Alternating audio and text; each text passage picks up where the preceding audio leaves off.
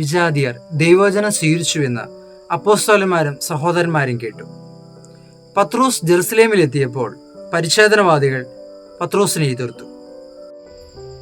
അതിൽ പരിച്ഛേദനവാദികൾ അപരിച്ഛേദരുടെ അടുത്ത് പോയത് എന്തിനാണെന്നും അവരോട് ദൈവവചനം പ്രസംഗിച്ചത് എന്തിനാണെന്നും പത്രോസിനോട് ചോദിച്ചു. തുടർന്ന് പത്രോസ് തനിക്കുണ്ടായ വലിയ ദർശനത്തെക്കുറിച്ചും വിജാതിയരുടെ ഇടയിലേക്ക് സുവിശേഷം എത്തിക്കുക എന്നത് ദൈവഹിതമാണെന്നും പരിച്ഛേദനവാദികളെ അറിയിച്ചു. സ്തേഫാനോസിന്റെ രക്തസാക്ഷിത്വത്തെ തുടർന്ന് ചിതറിക്കപ്പെട്ടവർ ഫിനീഷ്യ, സൈപ്രസ്, അന്ത്യോക്യ എന്നീ പ്രദേശങ്ങൾ വരെ സഞ്ചരിച്ചു. ആ കൂട്ടത്തിൽ സൈപ്രസിൽ നിന്നും കിറേനയിൽ നിന്നുള്ള ചിലർ ഉണ്ടായിരുന്നു. അവർ അന്ത്യോക്യയിൽ വന്നപ്പോൾ ഗ്രീക്കുകാരോടും കർത്താവായ യേശുക്രിസ്തുവിനെ കുറിച്ച് പ്രസംഗിച്ചു. കർത്താവിന്റെ കരം അവരോടുകൂടെ ഉണ്ടായിരുന്നു. വിശ്വസിച്ച വളരെ പേർ കർത്താവിങ്കിലേക്ക് തിരിഞ്ഞു.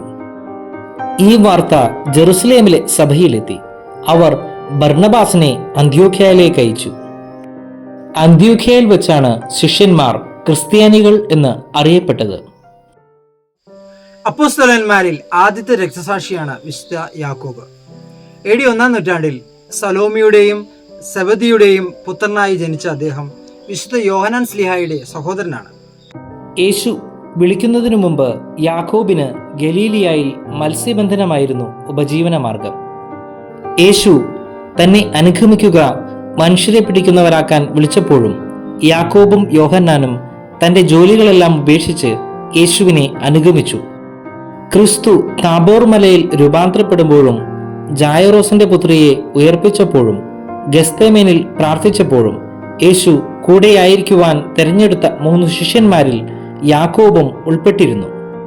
സുവിശേഷം പ്രചരിപ്പിക്കുന്നതിനായി യാക്കോബ് ഐബേരിയൻ ഉപദ്വീപിലേക്ക് ഒരു തീർത്ഥാടനം നടത്തി.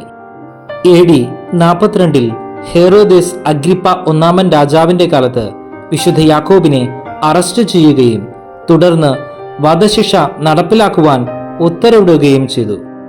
അങ്ങനെ വിശുദ്ധ യാക്കോബിന്റെ ശിരസ് ഛേദിക്കുകയും ധീര രക്തസാക്ഷിത്വം വരിക്കുകയും ചെയ്തു. തന്റെ തീക്ഷ്ണതയോടെ ഉയർത്തിപ്പിടിച്ച വിശ്വാസത്തെക്കാൾ ജീവൻ ത്യജിക്കുവാൻ അദ്ദേഹം തയ്യാറായി.